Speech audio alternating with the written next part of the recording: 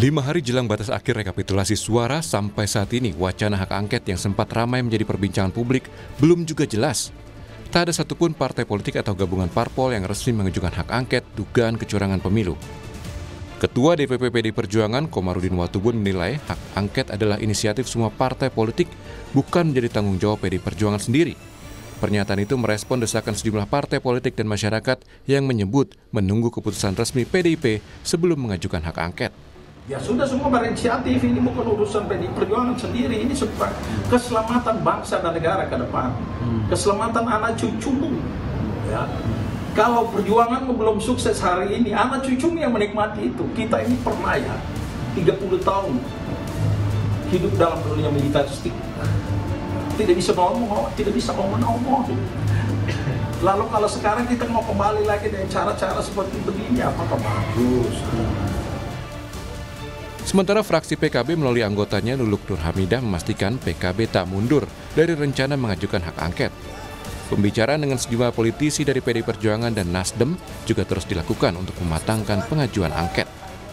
Menguatkan niat kita dan juga sekaligus mendalamin berbagai substansi yang terkait dengan hak angket ini, yang secara khusus mungkin bisa kita sampaikan bahwa kita ini ingin membongkar terkait dengan dugaan apakah benar terjadi penyalahgunaan kekuasaan yang menggunakan semua instrumen negara, instrumen kekuasaan, baik itu melalui politik APBN, apakah itu kemudian dengan dugaan adanya keterlibatan aparat penegak hukum misalnya, ataukah kemudian juga penggunaan ASN atau birokrasi, atau bahkan sumber daya negara yang lain seperti kementerian atau BUMN, termasuk juga mungkin aparat keamanan dan lain-lain, yang ini semuanya harus bisa dijawab melalui hak angket. Setelah ramai isu pengguliran hak angket di DPR, kini TPN Ganjar Mahfud juga bersiap untuk mengajukan gugatan di Mahkamah Konstitusi perihal dugaan kecurangan pemilu. Bahkan TPN Ganjar Mahfud menyiapkan Kapolda sebagai saksi di MK. TPN meyakini telah terjadi kecurangan pemilu yang terstruktur, sistematis, dan masif. Juga nanti mungkin salah satunya adalah tim yang kemudian menangani ataupun mendatangkan serta membuat para saksi untuk bisa hadir ya di dalam konteks nanti bersaksi. Nah ini jadi memang pekerjaannya tidak mudah, apalagi target daripada TPN ingin kemudian menargetkan bahwa ini terjadi satu kecurangan yang TSM, ya, terstruktur, sistematis, dan masif. Sementara tim kampanye nasional Prabowo Gibran siap menghadapi gugatan di MK. Wakil Ketua Umum Partai Gerindra Habibur Rahman menyatakan, secara aturan undang-undang masalah kecurangan terstruktur, sistematis, dan masif harusnya diselesaikan di Bawaslu. Bahkan dia juga mengklaim justru Prabowo Gibran menjadi korban kecurangan TSM. Soal TSM, kami juga percaya diri bahwa justru sebaliknya, kami ini sebenarnya ya adalah korban dari kecurangan yang TSM, walaupun kami menang, ya, walaupun kami menang, karena dari kasus-kasus yang sudah terbukti banyak sekali mengarah bahwa memang TSM, mulai dari kasus PJ Bupati Sorong, ya, kemudian kasus kepala daerah yang dinyatakan oleh Bawaslu memang sudah melanggar, lalu kasus-kasus kementerian-kementerian yang digunakan untuk pemenangan paslon di luar paslon kami. Jadi apakah secara prosedural, ya, apakah secara substansi, kami insya Allah percaya diri menghadapinya. Kini tinggal menunggu kebijakan politik apa yang akan dilakukan para elit partai. Apakah akan mengajukan hak angket di DPR atau melayangkan gugatan ke Mahkamah Konstitusi. Tim Liputan, Kompas TV. Layu sebelum berkembang, saudara, entah apa yang menjadi faktornya, apakah pertimbangan politik atau hal lain, hingga kini wacana hak angket untuk penyelidikan dugaan kecurangan pemilu tidak juga diusulkan. Lalu kini tim pemenangan nasional Ganjar Mahfud merencanakan untuk mengajukan sidang sengketa gugatan kecurangan pemilu di Mahkamah Konstitusi. Lalu bagaimana sebenarnya para elit politik menyelesaikan hal ini? Apakah betul akan mengajukan hak angket atau hak angketnya justru batal dan diajukan dan beralih gugatan ke MK? Pagi ini akan kita bahas dengan sejumlah narasumber melalui daring, diantaranya anggota Timnas Amin sekaligus Ketua DPP PKB Daniel Johan, anggota TKN Prabowo Gibran yang juga Wakil Ketua Umum PAN Viva Yoga Mauladi, serta kuasa hukum TPN Ganjar Mahfud Vincentius Mendrova. Nanti juga akan bergabung bersama kami ada analis politik dari UGM. Saya ke Bung Vincent dulu deh. Bung Vincent, Anda mengatakan bahwa tim Anda mengatakan akan ada saksi yang disiapkan untuk bersaksi, dan yang mengejutkan katanya Kapolda katanya ya, ini aparat penegak hukum yang akan bersaksi untuk sejumlah dugaan kecurangan pemilu. Dan kalau kita bicara kecurangan kan bukan hanya teknis suara saja ya, tapi ada beberapa tindakan yang juga harus diluruskan dalam konteks kecurangan. Apakah betul demikian? Ya, yang pertama kalau berkaitan dengan materi gugatan di MK, tentu segala bukti-bukti tentu kita sudah siapkan ya jauh sebelum hari sekarang kita sudah menyiapkan berkaitan dengan bukti-bukti, baik itu yang berupa saksi, bukti-bukti dokumen, dan saksi ahli yang akan nanti kita hadirkan di persidangan di MK. Jadi tentu siapa yang akan jadi saksi, siapa orangnya, apa yang diketahui, apa yang dilihat, apa yang dirasakan oleh saksi, tentu kami tidak bisa mengungkap di sini karena itu merupakan materi dari persidangan itu sendiri. Namun pada prinsipnya dari tim hukum Ganjar Mahfud sudah menyiapkan dan sudah hampir masuk dalam finalisasi draft permohonan sengketa Pilpres di MK. Oke. Kemarin Kompas TV juga sempat berbincang dengan Bang Todung Mulya Lubis. Ini yang menyebut awal bahwa akan ada saksi Kapolda yang bersaksi di Mahkamah Konstitusi untuk memberikan kesaksiannya. Tapi saya juga melihat pernyataan dari Polri sepertinya itu tidak mungkin katanya, karena hingga saat ini tidak ada yang Kapolda yang meminta izin untuk bersaksi di MK. Bagaimana Anda melihat ini, Bung Vincent? Ya, pada prinsipnya saksi-saksi yang akan dihadirkan nanti di persidangan ini tentu kan memang tadi saya sudah sampaikan bahwa kalau berkaitan dengan identitas ini kita juga sangat menjaga karena bagaimanapun saksi ini harus juga dijaga keselamatannya. Jadi untuk saat ini kami tidak bisa mengungkap siapa dan orangnya siapa, dia menjabat apa, dia tinggal di mana. Jadi kami tidak bisa menyebutkan konkret. Namun pada prinsipnya bahwa tim kuasa hukum dari Ganjar Mahfud sudah sangat siap untuk mengajukan gugatan di MK. Sebagaimana yang sering kami sampaikan bahwa kuat dugaan dan cukup meyakinkan atau sangat meyakinkan bahwa Pilpres di 2024 ini kami melihat bahwa ini terstruktur, sistematis, dan masif. Dan ini nanti yang akan kita buktikan di persidangan di MK.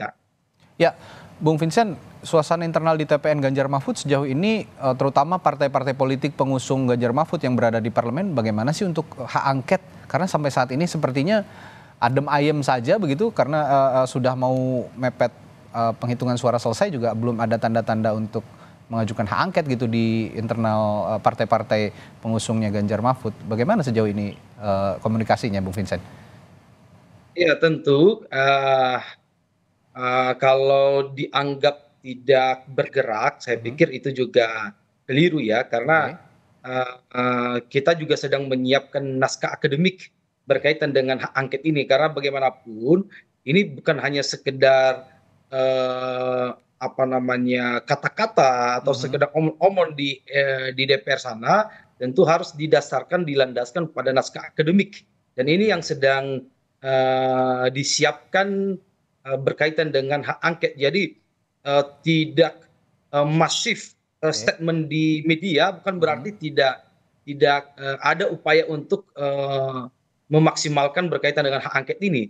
Pada prinsipnya ini sedang berjalan, ini naskah akademik sedang disiapkan berkaitan dengan itu, bahkan juga Prof. Mahfud sebagai Cawapres 03 juga sudah memberikan masukan berkaitan dengan naskah akademik ini. Jadi pada prinsipnya kita optimis bahwa angket ini akan bergulir, khususnya dari tim 03 Ganjar Mahfud sangat meyakinkan untuk bisa menggulirkan berkaitan dengan hak angket ini. Jadi bukan berarti karena ini beberapa waktu menjelang ini seakan-akan tidak banyak menyuarakan, berarti tidak akan jadi atau tidak akan bergulir hak angket itu. Kan itu persoalannya, tapi persoalan intinya adalah kita sedang menyiapkan yang mengenai naskah akademik. Jadi argumentasi-argumentasi nanti yang akan dibawakan dalam hak angket itu punya dasar yang kuat berdasarkan naskah akademik yang kita siapkan ini. Ya, punya bobot yang kuat, punya kualitas yang juga baik untuk membuktikan bahwa memang ada kecurangan pemilu atau tidak. Dan ini juga sejalan paralel tadi dengan gugatan sengketa pemilu ya di Mahkamah Konstitusi untuk pasangan Ganjar Mahfud. Saya ke Bung Daniel. Bung Daniel, kalau tadi bocoran dari Bung Vincent, PDI Perjuangan tidak diam katanya, dan partai-partai yang mengusung Ganjar Mahfud juga tidak diam untuk melangkah menuju pengajuan hak angket ini. Kalau PKB bagaimana? Jalan terus berarti ya sampai sekarang ya? Ya, makasih. Selamat pagi, Mas. PKB tidak berubah ya, terus jalan. Bahkan kami sudah mengumpulkan tanda tangan sekitar 5 anggota ya. Sudah ada 5 anggota ya? Tinggal menunggu gabungan lah dari anggota-anggota dari partai lain yang memang merasa angket itu penting. Karena niat kami adalah baik, semangatnya adalah menyelamatkan demokrasi. Demokrasi yang saat ini dianggap mundur, kita harus kembalikan. Sehingga bukan hanya demokrasi yang kita selamatkan, tetapi juga nanti proses pembangunan, proses kehidupan kebangsaan kita penting untuk kita luruskan kembali ya, untuk melakukan perbaikan. Tidak ada niatan yang lain selain itu. Selain pengumpulan tanda tangan dari anggota, apakah ada kendala lain pengajuan hak angket ini sampai sekarang belum diajukan juga? Apakah memang masih menunggu hasil hitung suara di KPU, Bung Daniel? Kalau PKB sudah siap dari sekarang ya, meskipun sambil menunggu juga tidak masalah. Tapi kan kita tidak bisa sendirian. Ya. Kita ya menunggu kawan-kawan yang lain untuk bergabung dan kita ajukan sama-sama. Meskipun seperti sahabat Nasdem kan menunggu tanggal 20. Nah, kita juga sangat menunggu saudara tua kita nih, PDP. Karena kan sebenarnya proses angket ini nggak cukup hanya kita menunggu tanda tangan dari 2 fraksi lalu tidak berlanjut ya. Karena yang penting adalah bagaimana angket ini berlanjut tetapi juga bisa menghasilkan masukan-masukan yang baik, perbaikan-perbaikan untuk ke depan. Ya, tapi di sisi lain tadi Bung Daniel juga kita tidak bisa sendiri kata Bung Daniel begitu ya, harus ada yang lain juga begitu karena ini bukan langkah satu partai atau satu fraksi, tapi langkah beberapa fraksi di DPR yang punya keluhan dan suasana kebatinan yang sama untuk mengajukan hak angket ini. Saya juga mengutip pernyataan Ketua DPP PDI Perjuangan Komarudin Watubun yang menilai hak angket ini adalah inisiatif semua partai politik, bukan menjadi tanggung jawab PDI Perjuangan sendiri, katanya begitu. Nah, pernyataan ini merespons desakan sejumlah partai politik yang diminta untuk agar PDIP cepat-cepat untuk lebih dulu mengajukan hak angket ini. Bagaimana Anda melihat ini, Bung Daniel? Ya, setuju. Kami memang sikap kami kan dari koalisi 01 seperti itu sejak awal ya, bahwa yang mengajukan pertama sebagai inisiator adalah PDIP dan dia sebagai fraksi terbesar ya, punya arti yang sangat besar dalam proses angket ini, sehingga untuk memastikan hak angket ini nggak hanya diusulkan tetapi bisa berjalan dan menghasilkan masukan-masukan penting bagi perbaikan itu PDIP, sehingga kepeloporan kepemimpinan PDIP dalam hal ini ya sangat penting dan sangat ditunggu oleh fraksi-fraksi yang lain. Tapi Anda yakin ya berarti sampai saat ini PDIP nanti pada akhirnya juga akan mengajukan hak angket ini? Kalau dari kalimat Bang Vincent yakin sih. Karena jangan-jangan nanti hak angketnya tidak ada, malah kanal yang dipakai adalah Mahkamah Konstitusi dan Bawaslu atau juga DKPP begitu, Bung Daniel. Jangan-jangan nanti begitu. Kalau misalnya langkahnya begitu, PKB akan bersikap seperti apa? Kalau semangat hak angket kami tetap ya, karena bagi kami untuk mengungkap, menghasilkan poin-poin politik perbaikan itu nggak cukup di MK, karena MK kan sangat teknis perselisihan hitungan angka ya. Tetapi masukan secara politik, membedah undang-undang, mengawasi pelaksanaan undang-undang itu kan adanya di proses hak angket ya. Dan Ya, tadi kan sudah dijelaskan oleh Bang Vincent bahwa PDIP tetap semangat untuk menggulirkan. Nah, kita tunggu hasilnya, dan saya rasa penting juga ya, karena hak angket ini juga sebagai kanal. Karena aspirasi dari berbagai lapisan masyarakat, mulai dari para profesor, akademisi, pengamat, masyarakat sipil, kekuatan demokrasi itu semakin menjadi bola salju ya. Nah, sehingga harus ada kanal, karena kalau misalkan tidak ada kanal itu kita tidak mau meninggalkan bola panas, meninggalkan api dalam sekam dalam kehidupan kebangsaan kita ke depan. Jadi proses kanalisasi, penyaluran, pengungkapan melalui hak angket ini menjadi penting untuk masa depan kita. Jadi apapun sikap PDIP nanti ke depannya, jika memang setelah penghitungan suara ini angket juga belum diajukan, PKB akan tetap menggalang dukungan ini kepada partai-partai lain untuk menggulirkan hak angket di DPR. Kurang lebih begitu ya Bung Daniel ya. Lalu saya ke Mas Viva. Mas Viva, kalau saya menyimak tadi pernyataan ini lembaganya lebih besar lagi, bukan hanya Partai Amanat Nasional tapi juga sepertinya tim kampanye nasional Prabowo Gibran gitu ya. Saya menyimak pernyataan Bung Habibur Rahman tadi ya dari Partai Gerindra bahwa sebenarnya kita juga jadi korban, ada beberapa bukti kecurangan yang juga dikantongi begitu. Nah, ini kanalnya juga kan kalau dari TKN sepertinya akan menempuh jalur hukum melalui Mahkamah Konstitusi. Kalau begitu jalurnya, bukti-bukti apa saja yang sudah disiapkan Mas Viva dari TKN Prabowo Gibran untuk menghadapi gugatan MK nanti? Ya, hak angket itu hak konstitusional yang melekat pada anggota DPR dan dijamin di Undang-Undang Dasar 45, juga termaktub di dalam Undang-Undang MD3. Jadi karena ini adalah hak konstitusional, maka kami TKN Prabowo Gibran tidak boleh menghambat, tidak boleh kemudian melakukan kegiatan yang bisa menghalangi gitu ya. Silakan saja untuk mengajukan hak angket, yang sampai hari ini pun masih belum ada satupun partai politik yang mengajukan hak angket secara resmi ke DPR. Itu yang pertama ya. Yang kedua, kita ini sedang dalam proses rekapitulasi penghitungan suara. Ada yang sudah ke tingkat KPU RI, ada yang masih di tingkat KPU daerah. Di daerah Papua juga masih ada. Dan ini menjadi bagian penting dalam proses untuk peningkatan kualitas pemilu.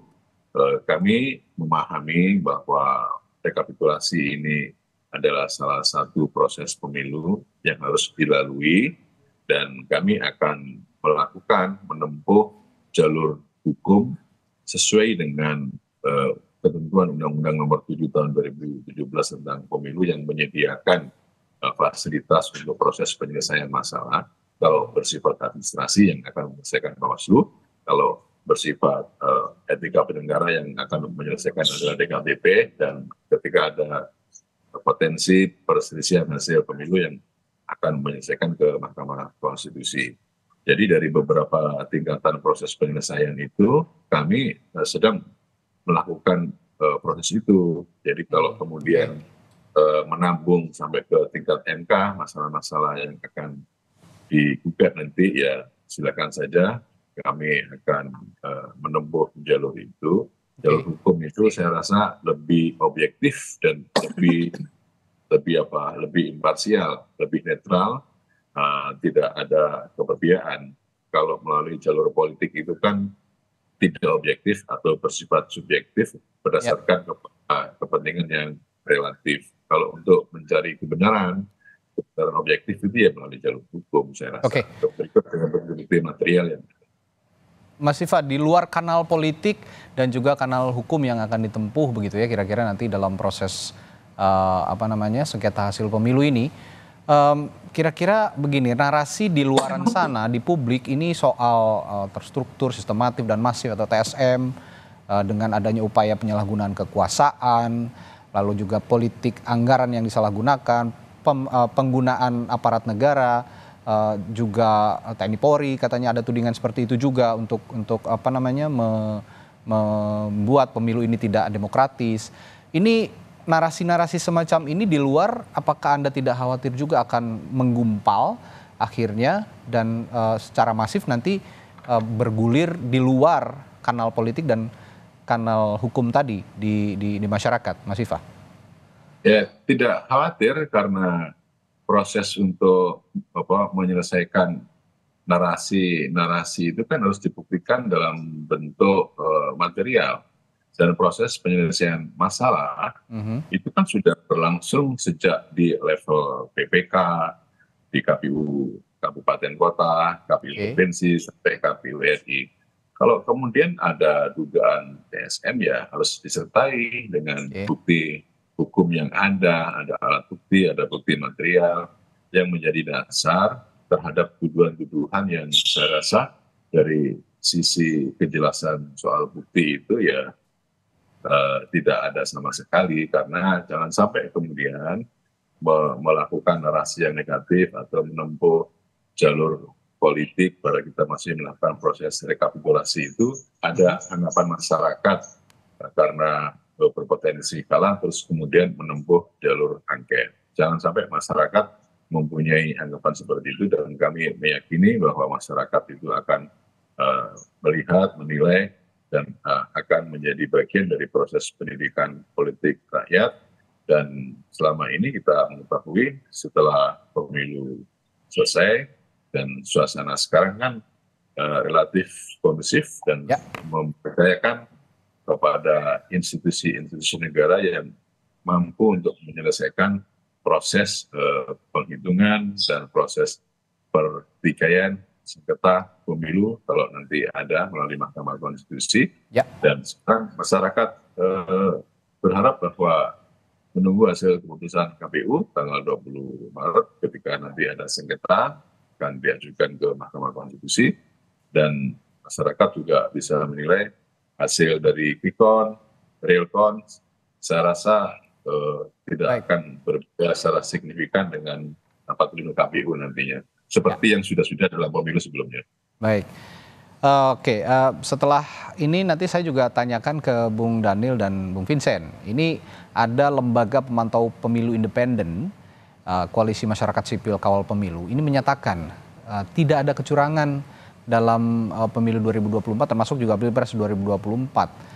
Ini dinyatakan beberapa hari lalu dan juga sudah diutarakan di hadapan publik. Nah, saya akan minta responsnya bagaimana dari Bung Daniel dan Bung Vincent setelah jeda di Sapa Indonesia Pagi. Tetaplah bersama kami. Masih membahas hak angket yang dinilai sebagian publik layu sebelum berkembang. Apakah demikian memang adanya? Faktanya seperti itu. Kita masih membahasnya bersama sejumlah narasumber. Ada Mas Viva Yoga Mauladi dari Partai Amanat Nasional, Bung Daniel Johan dari PKB, dan Bung Vincentius dari TPN Ganjar Mahfud. Saya tadi menanyakan ke Bung Vincent sama Bung Daniel. Ke Bung Vincent dulu. Ini ada fakta bahwa Koalisi Masyarakat Sipil Kawal Pemilu ya yang menyatakan tidak ada kecurangan katanya dalam pemilu 2024. Ini yang dinyatakan langsung oleh lembaga pemantau pemilu independen di luar penyelenggara pemilu. Respons Anda melihat pernyataan Koalisi Masyarakat Sipil ini, Bung Vincent? Ya, jadi pertama tentu kita hargailah apa pendapat dari kawan-kawan kawal pemilu. Kita itu bagian dari hak demokrasi dari kawan-kawan pemilu. Hanya saja begini, berkaitan dengan statement itu, semestinya itu kita juga harus hati-hati ya menyampaikan itu. Kalau kemudian kita berdasarkan pada rilis Bawaslu misalnya, Bawaslu sudah merilis bahwa ada 2.000 lebih misalnya ada intimidasi yang terjadi pada saat pemilu kemarin. Ada 2.000 lebih terjadi mobilisasi, ada macam banyak pelanggaran yang dirilis resmi oleh Bawaslu. Nah, apakah kemudian rilis Bawaslu sebagai pengawas pemilu kita, kemudian dengan statement atau pernyataan dari teman-teman kawal pemilu ini mengatakan ke Bawaslu bahwa itu tidak benar? Kan itu jadi menurut saya kan tidak ini pendapat saya ya, jadinya tidak sehat demokrasi kita. Jadi Bawaslu sendiri sebagai pengawas pemilu sudah merilis ada banyak pelanggaran-pelanggaran itu, ada berapa ribu orang yang mencoblos lebih dari satu. Ada berapa ribu orang yang mencoblos yang bukan tempat dia mencoblos gitu.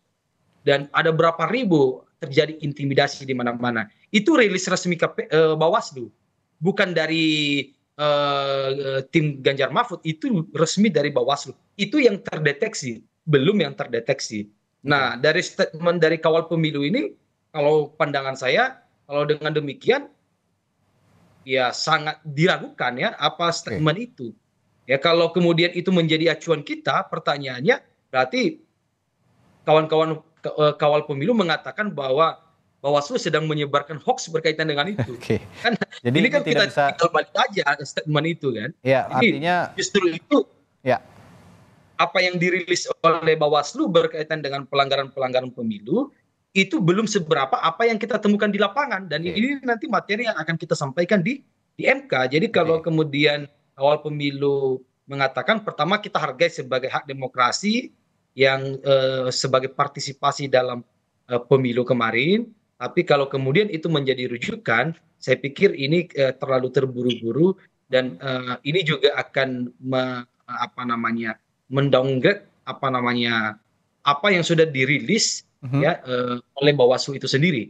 Ya, itu tanggapan kami kurang lebih seperti. Artinya dari Kawal Pemilu ini, pernyataan dari Kawal Pemilu ini juga tidak bisa dijadikan representasi publik begitu ya, untuk menyimpulkan bahwa saat ini pemilu 2024 ini baik-baik saja begitu kurang lebih ya, Bung Vincent. Ya, memang kalau menurut saya memang sangat tidak bisa dijadikan referensi. Kalau dengan demikian, logika terbaliknya berarti Bawaslu sedang menyebarkan hoax kepada rakyat Indonesia berkaitan dengan pelanggaran pemilu itu.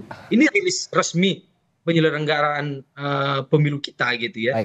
Jadi saya pikir ini tidak perlu didengar, dan mungkin juga perlu diklarifikasi juga oleh Kawal Pemilu.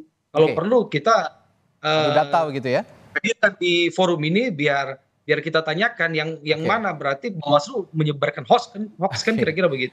Kalau kata Bung Vincent, berarti Bawaslu menyebarkan hoax gitu kalau Kawal Pemilu menyatakan demikian. Kalau Anda, Bung Dhani, responsnya dari pernyataan Kawal Pemilu yang menyatakan tidak ada kecurangan di pemilu 2024 ini? Ya, saya nggak tahu secara detail ya apa yang menjadi dasar dari sahabat kita Kawal Pemilu, tetapi rasanya mungkin kalau dilihat hanya sebatas teknis mengupload C1 mungkin saja, tetapi berarti itu mengabaikan begitu banyak fakta-fakta, bukti-bukti, apalagi pra sampai pemilu, bahwa sejumlah kecurangan, persoalan-persoalan yang tidak sesuai itu terjadi ya, sehingga kesimpulan bahwa pemilu berlangsung jujur, pemilu tidak ada kecurangan TSM itu sangat tidak benar dari fakta-fakta yang ada ya. Nah, jadi memang harus diundang juga tuh sahabat Kawal Pemilu untuk adu data menjelaskan apakah hanya sebatas mengupload C1. Nah itu pun kan mereka juga nggak paham proses C1 yang di lapangan seperti apa nanti. Jadi sampai detik ini Anda dari PKB dan juga internal koalisi Amin gitu ya, Anies Mohaimin di Timnas Amin, ini meyakini bahwa proses proses pemungutan suara lalu penghitungan suara juga ada masalah di situ ya. Karena saya kemarin juga menyimak pernyataan dari Mas Anies Baswedan, capres Anda, bahwa kecurangan pemilu itu jangan hanya dipandang pada saat pemungutan dan penghitungan suara saja, tapi pra pemilunya juga harus dilihat bagaimana ada pergerakan-pergerakan dari orang-orang tertentu, pihak-pihak tertentu, terutama perangkat negara yang dijadikan alat untuk melakukan pemilu yang tidak demokratis. Nah, bagaimana Anda melihat ini? Siapa nih, Pak Mas? Ya, Bung Daniel kemarin kan menyimak juga ya pernyataan Mas Anies soal itu ya. Karena kalau pemilu curang itu jangan dilihat pada saat pemungutan dan penghitungan, tapi juga sebelumnya juga harus dilihat. Nah, jadi dalam konteks ini Anda masih meyakini kalau kecurangan pemilu dalam konteks pemungutan dan penghitungan suara itu ada memang ya? Iya, itu emang sejak awal menjadi sikap kita bahwa pemilu itu harus dilihat sebagai satu proses panjang kan, dan bagaimana di dalam proses tersebut itu dilakukan secara baik atau tidak. Apakah dilakukan secara sistematis untuk melakukan intimidasi, untuk memanipulasi hasil atau tidak. Nah, bukti-bukti itulah yang kita pegang dan akan menjadi dasar nanti, baik di angket maupun di MK nanti. Oke. Nah ini yang kita nantikan, bahwa bukti-bukti teknis ya pada saat pemungutan suara dan penghitungan suara ini memang terjadi kecurangan atau flop gitu ya, sehingga ada ketidaksesuaian suara, perolehan suara baik di Pilpres maupun di Pileg. Saya ke Mas Viva lagi. Mas Viva, kalau nanti misalnya hak angket bergulir ya, katakanlah begitu, ini kan pasti akan digalang oleh partai-partai politik, fraksi-fraksi partai politik, karena di DPR yang saya membacanya pendukung atau mengusung pasangan Anies Muhaimin dan juga Ganjar Mahfud. Sedangkan saya meyakini juga pasangan Prabowo Gibran, fraksi parpol pengusungnya ini tidak akan mendorong hak angket begitu. Nah, kalau memang seperti itu dan hak angket bergulir di DPR, kira-kira nanti upaya untuk menyeimbangi adanya opini-opini yang datang juga di hak angket bagaimana, Mas Viva? Mas Radi kan bahasanya jikalau, seandainya. Masih berandai-andai begitu ya? Kalau nggak apa-apa, berandai-andai tidak apa-apa, karena itu kan konstitusional, digunakan apa tidak oleh beliau-beliaunya itu. Ya, kan? Okay. Nah, TKN Prabowo Gibran menyatakan bahwa tidak ada urgensinya hak angket. Gitu. Okay. Saya mengatakan kalau dari Mas Daniel, tanpa menunggu PDIP, kenapa sih kalau mau mengajukan hak angket, kenapa harus saling menunggu sih gitu? Oke. Ibaratnya ini Mas Daniel sama teman-teman PKS dan ini menarik pertanyaannya. sedang menunggu masuk di mobil angkot, menunggu sopir, kemudian sopirnya kan masuk jalan, terus kemudian jangan-jangan mereka turun di tengah jalan gitu. Jadi saling akhirnya gitu. Bagaimana kalau kemudian hak konstitusional itu tidak saling menunggu? Silakan saja. Siapa punya keberanian politik untuk mengajukan hak angket. Hak angket kan sebenarnya sesuatu hal yang biasa di DPR itu. Kami dulu waktu di DPR juga sering mengajukan hak angket, kadang ditolak, kadang diterima. Itu hal yang biasa. Tetapi kemudian ketika narasinya itu dibangun dengan kecurangan yang bersifat terstruktur, sistematis, dan masif, itu harus ada kekuatan-kekuatan hukum yang menyertai bukti-bukti hukumnya gitu. Kemudian ketika itu digulirkan, ya sampai hari ini belum ada satu partai politik pun yang mengajukan hak angket, dan nanti tanggal 5 April DPR reses ini. Reses. Jadi silakanlah tetap